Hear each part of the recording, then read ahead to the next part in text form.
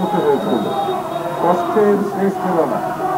সেই অবস্থা 24-এর গণঅভ্যুত্থানের মধ্য দিয়ে যে পরিবর্তন, আওয়ামী জামানার যে পতন, তারপরে মানুষ প্রত্যাশা করেছিল বাংলাদেশের মানুষ একটু শক্তির সঙ্গে বসবাস করবে।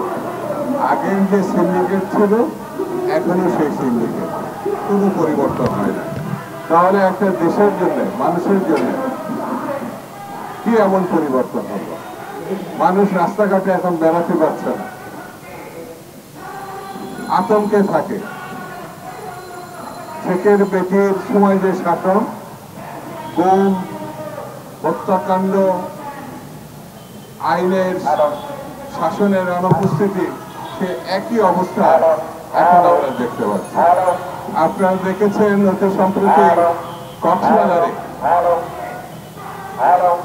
একটি বিশেষ বাহিনীর সঙ্গে জনতার যে আন্দোলনের প্রেক্ষিতে লড়াই, সেখানে যে একজন ছাত্রের মৃত্যু, সেই মৃত্যুর ময়না তদন্ত যেভাবে করা হয়েছে হাসিনার আমলের ক্ষেত্রে ওইভাবে ময়না তদন্ত করা হয়েছে। ঘরের মধ্যে মানুষ মারা যাচ্ছে, রাস্তায় মানুষ মারা যাচ্ছে। যদি একটি সরকার থাকতো তাহলে বোঝা যেত, গণতান্ত্রিক নির্বাচিত সরকার থাকতো তাহলে এর উপযুক্ত একটি অবস্থা দাঁড়ানো। আমরা এই সভা থেকে দাবি করি অনতি বিলম্বে আইন শৃঙ্খলা পূর্ণ প্রতিষ্ঠা করে মানুষের স্বস্তি দেওয়ার জন্য। আমরা নির্বাচনের কথা বলেছি, জাতীয় সংসদের নির্বাচনের কথা বলেছি।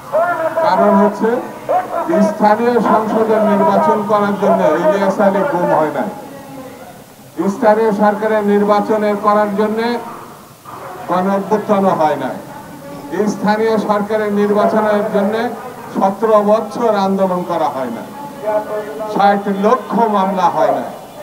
এটা বুঝতে হবে সরকারকে। যদি এই ক্ষেত্রে টালবাহানা করা হয় বিশেষ কোনো উদ্দেশ্যে, বিশেষ কোনো স্বার্থে, বিশেষ কোনো গোষ্ঠীর জন্য, তাহলে দেশের জন্য যে যে পরিস্থিতি তৈরি হবে সেটা খুব একটা সুখকর হবে না। আমি এইদিকে সরকারের দৃষ্টি আকর্ষণ করব, বাস্তবোচিত দৃষ্টিভঙ্গি নিয়ে নির্বাচন সম্বন্ধে সিদ্ধান্ত নেওয়া হবে। সর্বশেষ বক্তব্য, বন্ধুরা, ঐক্যবদ্ধ থাকতে হবে। যে লক্ষ্যে আমরা গণঅভ্যুত্থান ঘটিয়েছি সেই লক্ষ্য হচ্ছে বাংলাদেশকে রক্ষা করা। জনাব তারেক রহমান বলেছেন প্রথমেই বাংলাদেশ, শহীদ জিয়া রহমান বলেছেন জীবন বাংলাদেশ, মরণ বাংলাদেশ। এই বাংলাদেশ প্রশ্নে কোন কারোর সঙ্গে, কোন দেশের সঙ্গে আপোষ না। নেতৃবৃন্দকে ধন্যবাদ। বন্ধুরা, আওয়ামী জামানায় যে অস্বাভাবিক অবস্থা ছিল, সিন্ডিকেটের প্রভাবে আওয়ামী দুর্বৃত্তদের নিয়ন্ত্রণে বাজারে যে,